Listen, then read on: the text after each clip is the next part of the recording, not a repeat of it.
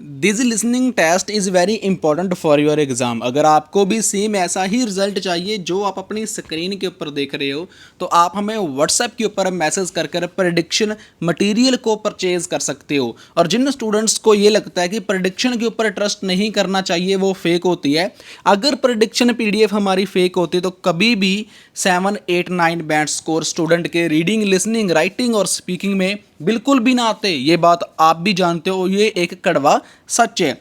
इसके अलावा आपको एवरी प्रूफ देखने को मिलेगा मेरे इंस्टाग्राम पेज के ऊपर, जिसका नेम है आईएलएस वाला इंडिया। हमारे नाम के ऊपर काफ़ी फेक पेजेस भी बन चुके हैं, लोग काफ़ी फ्रॉड भी कर रहे हैं। प्लीज़ उनसे बच के रहें। हमारा एक ही पेज है आईएलएस वाला इंडिया, जो स्क्रीनशॉट आप लेफ्ट साइड देख रहे हो। If you need good prediction material, good band score, then you can drop me message on my WhatsApp for upcoming exam prediction. You will hear a number of different recordings, and you will have to answer questions on what you hear. There will be time for you to read the instructions and questions, and you will have a chance to check your work. All the recordings will be played once only. The test is in 4 sections. Write all your answers in the listening question booklet. At the end of the real test, you will be given 10 minutes to transfer your answers to an answer sheet. Now turn to Section 1. Section 1. In Section 1, you will listen to an interview about the Homestay program between a coordinator and 3 students. As you listen, fill in the missing information in the chart. If a student's experience in the first homestay is positive and very good, make 2 ticks. If it's okay, make 1 tick. If it's not good and there are negative feelings, make a cross. Look at the example and questions 1 to 8. Now you will hear the interview for Section 1 and fill in the form as you listen, because you will hear the recording once only. First, have another look at questions 1 to 8.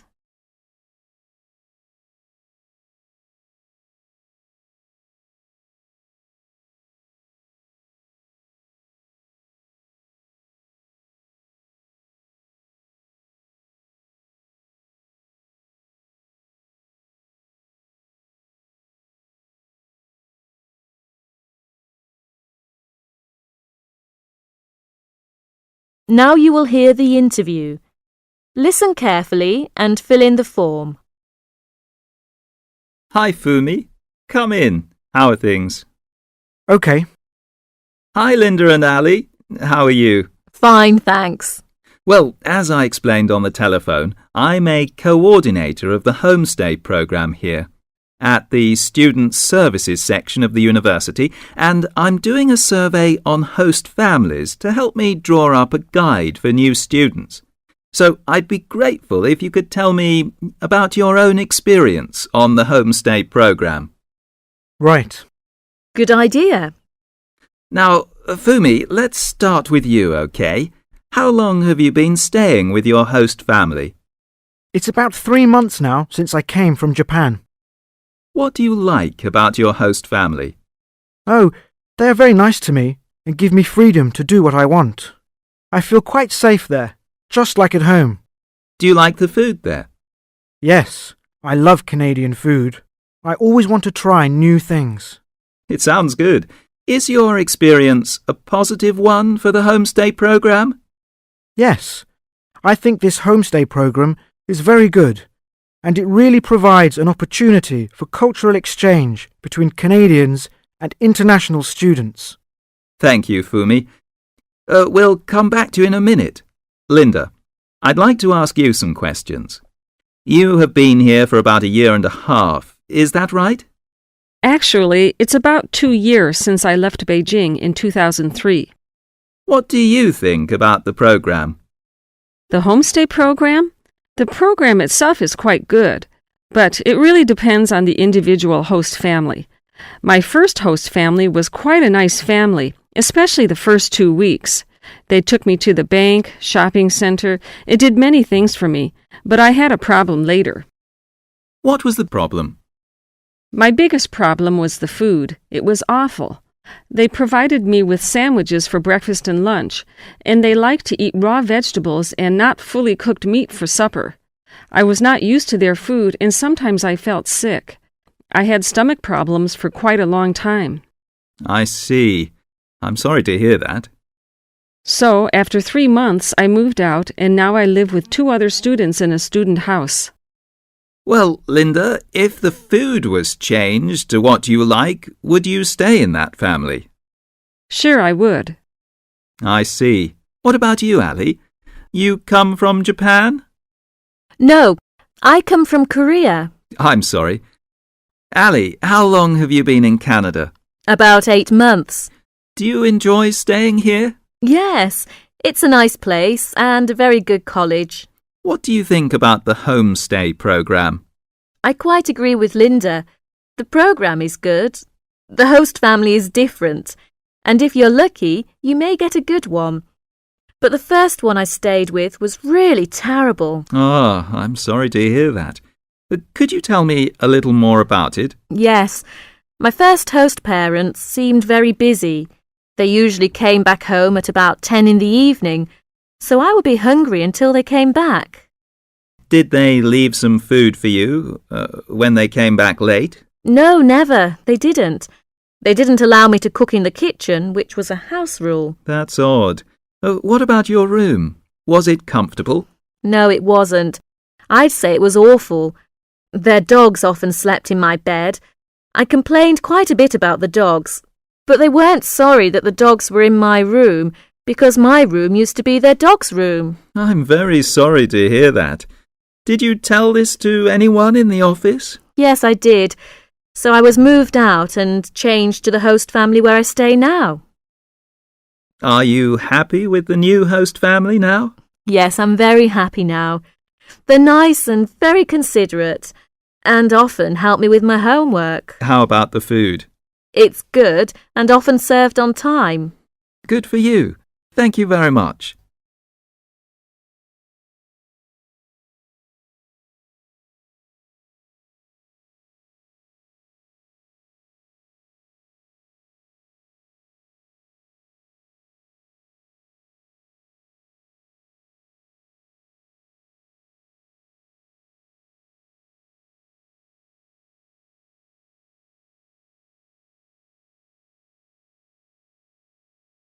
That's the end of section 1. You will have 30 seconds to check your answers. 2. Section 2. In this section, you will hear a conversation between 2 students. As you listen to the conversation, fill in the gaps numbered 9 to 15 and answer questions 16 to 20 by writing a T if the information is true, an F if the information is false, and an N if the information is not given. First, look at questions 9 to 20.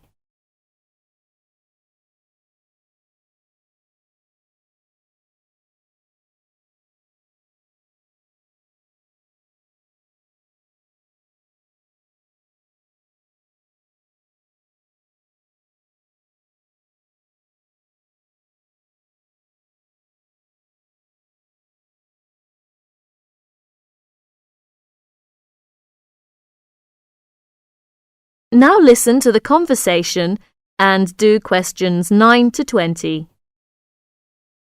Hi, Marty. What did you think of the lecture? It was really good. I enjoyed it very much. By the way, how are you doing with your European Studies tutorial paper? Oh, good. I've just finished it, actually. I need to do something different tonight. What are you doing tonight? Would you like to go out with me? Oh, I'm sorry, I can't. I have to work late tonight. What for? Well, I have to finish my paper and prepare my presentation for tomorrow. Ah, I see. What's your presentation topic? Well, after some consideration, I decided to talk about Napoleon. Oh, that's an interesting topic. Napoleon is one of my favourite characters too. Have you got time for a cup of coffee? Can you tell me about it as a sort of practice? That would be great. Now, tell me about Napoleon. I know he used to be a French soldier, and very quickly he became Emperor of France. Do you know when he was born? Yes, he was born in 1769 on the island of Corsica, and when he was only 10 years old, his father sent him to a military school in France. Was he a brilliant student at school? No, he wasn't, but he excelled in mathematics and military science. And then, when he was 16 years old, he joined the French army. Oh, I didn't know he joined the army that young. His military career brought him fame, power and riches, but finally defeat. Napoleon became a general in the French army at the age of 24. Several years later, he became Emperor of the French Empire. Do you know when he became an emperor? Yes, on May the 18th, 1804, he became Emperor of France, and the coronation ceremony was held at Notre Dame on the 2nd of December. He was only 35 that year. He was really many things, but he was, first of all, a brilliant military leader. His soldiers were ready to die for him. Yes, he was really short too. Of course, Napoleon had so many military victories, so his size wasn't an issue. You're right. At one time, he controlled most of Europe. Yes, but at that time many countries, including England, Russia and Austria, fought fiercely against Napoleon. Right. His defeat came when he decided to attack Russia. In this military campaign in Russia, he lost most of his army. Shortly after his defeat, his abdication followed at Waterloo. And then he tried to escape to America, but he failed. He finally surrendered to the British government, and then they exiled him to St. Helena Island. I know his last years were spent there with a few chosen comrades. Do you know how old he was when he died? He lived there until he died. He died in 1821 when he was only 51 years old. He died alone, deserted by his family and his friends. Well, that's a pretty sad way to end one's life. Well, Marty, I'm sure your presentation will be really good. You know, you could also give the chronological order of his life, and this may help your classmates to follow your presentation. Yes, that's a good suggestion. Thank you, Tom. You're welcome. I have to go now. I have another lecture to attend. Good luck. Thank you. You've been really great help. I'm sorry that I can't come out with you this evening, but have a nice time. Bye. Bye.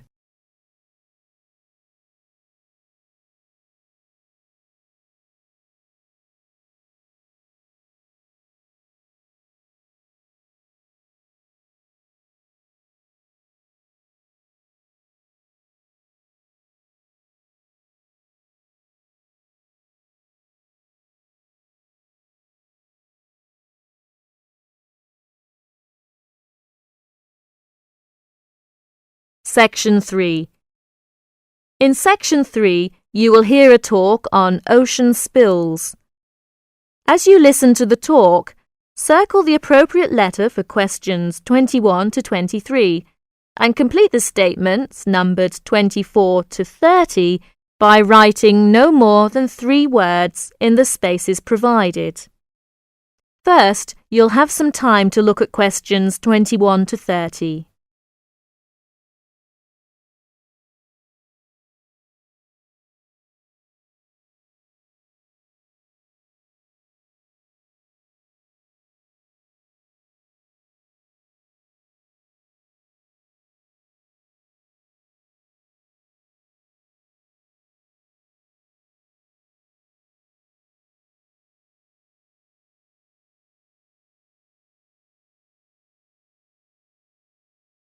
Now listen to the talk and do questions 21 to 30. Good morning, everyone. Today, I'll talk about unusual ocean spills that have occurred in the world's oceans. In November of 1992, people at beaches in Canada and Alaska noticed something strange. Blue turtles, red beavers, green frogs, and yellow ducks came bobbing toward them. They soon found out where the strange creatures were coming from. A ship from Hong Kong was on its way to Tacoma, Washington, when it was hit by a severe storm in the middle of the Pacific Ocean. During the storm, huge waves washed 12 containers overboard.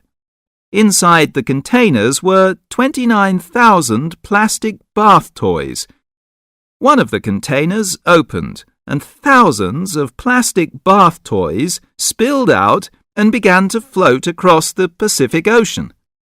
10 months later, the first yellow ducks arrived on the North American shore. Beachcombers along the shore began to find the toys and reported them to local newspapers. But the people who were most excited by the plastic toys were the oceanographers. It gave them an opportunity to study ocean currents and winds. Oceanographers drop bottles into the ocean to study these things. But it would be too expensive to drop 29,000 bottles into the ocean at once. Imagine the value of studying the plastic ducks and frogs. This gave some interesting information to the oceanographers. The first toys were picked up in Sitka, Alaska, 10 months after they were washed off the ship. Some headed back into the North Pacific, while others drifted around the Arctic Ocean and headed for the North Atlantic. Many of the toys were swept northeast by the wind and were frozen in the ice of the Bering Sea.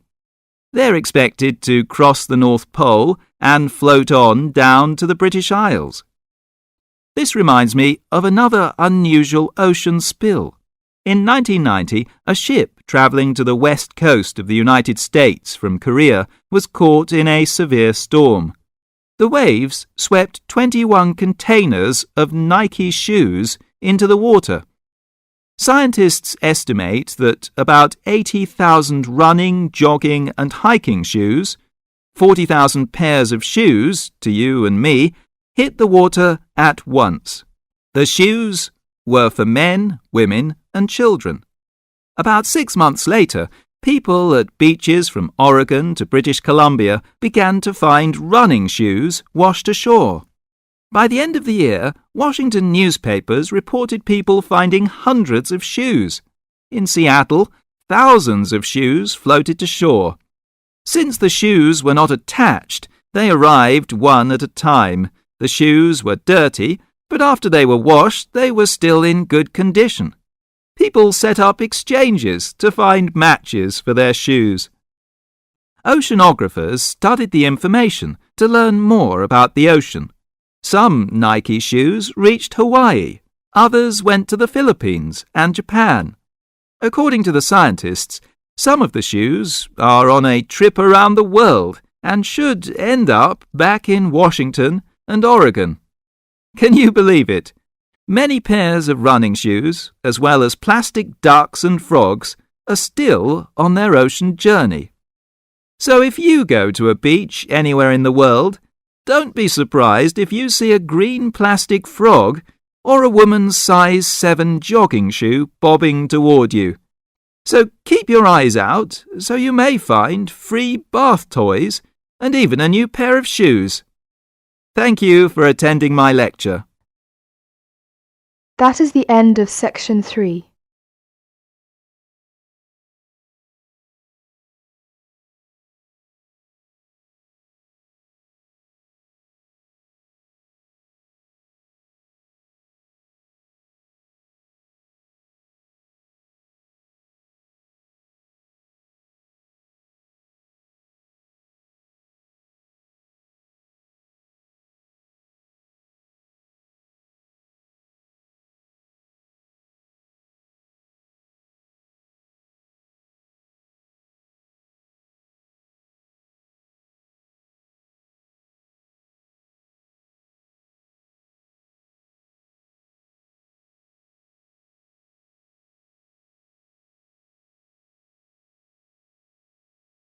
Now turn to section 4. Section 4. In this section, you will hear a talk about chocolate. As you listen, complete the notes below by writing no more than 3 words in the spaces numbered 31 to 38 and circle the appropriate letter for questions 39 to 40. First, you will have 30 seconds to look at this section.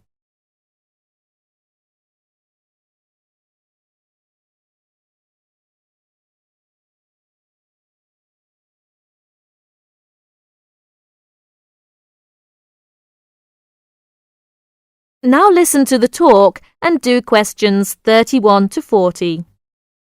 Good morning, everyone. Today my talk is going to be about chocolate. I'm going to talk a little bit about the history of chocolate, but first I'm going to tell you a story about Julia Proctor.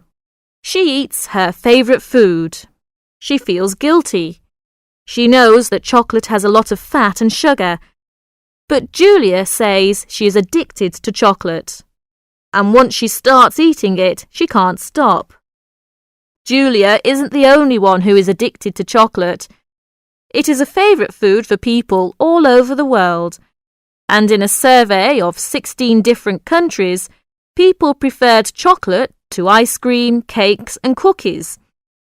In the United States, chocolate is a $10 billion industry. For Valentine's Day, for example, people spend over $400 million on chocolate.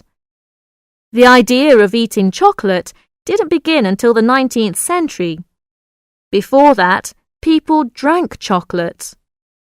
The custom began in Central America, where the Aztecs drank bowls of chocolate to stay alert. When the liquid chocolate was brought to Spain in the 1500s, people thought it was medicine because it tasted bitter like other medicines. In fact, the people who made chocolate into drinks were either druggists or doctors. Then people discovered that mixing chocolate with sugar made a wonderful drink. King Ferdinand of Spain loved this drink so much that he put out an order. Anyone who talked about chocolate outside the court would be killed. So, for about 100 years, chocolate was a secret in Spain. But finally, people found out about chocolate, and it became a popular drink throughout Europe. In the 1800s, a British chocolate maker discovered a way to make chocolate smooth and velvety. Then the Swiss added milk to the chocolate. Today, most Americans prefer milk chocolate, while most Europeans prefer dark chocolate. Now research shows that chocolate is actually good for us because chocolate has a variety of vitamins and minerals, and it has more than 300 different chemicals. One chemical works on the part of the brain that feels pleasure. People who feel good when they eat chocolate are actually healthier because feeling pleasure is important for health and can protect against illness. Good chocolate doesn't have much fat or sugar. You can enjoy it if you eat a little at a time. So, thinking about Julia Proctor, who I mentioned at the beginning, if you just eat a little at a time, that isn't a big problem. That's the end of my talk on chocolate. That's the end of section 4. You will have 30 seconds to check your answers.